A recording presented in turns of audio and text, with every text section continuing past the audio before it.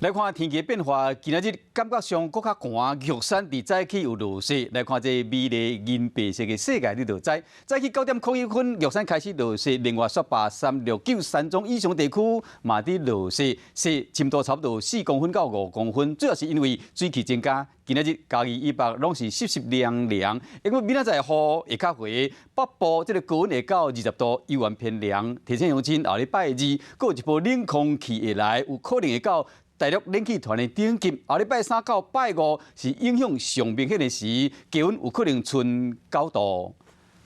点啊甲规个白死死，冰粉落伫咧涂骹，就亲像铺一层白色的地毯。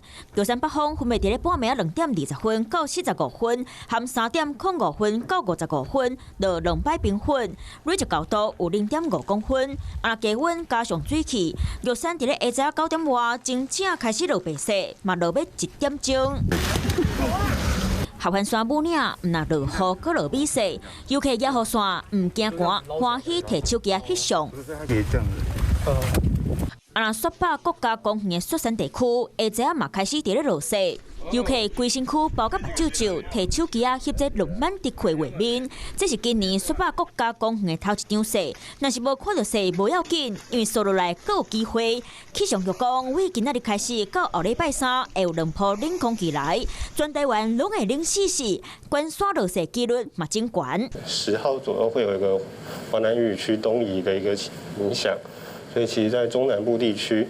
在山区的部分，其实预估3500公尺以上的高山也是还有机会下雪。啊，假日气温继续受到东北季风影响，北部差不多会伫咧20度以下，小可凉冷；南部会较烧热。啊，北部含东半部地区有的所在会落雨，民众出门雨满雨伞，嘛是爱穿好些。南方上来的水汽就有比较减少的情形，所以在降雨的部分会比较偏向是迎风面，大台北跟东半部地区还是有一些局部的短暂雨。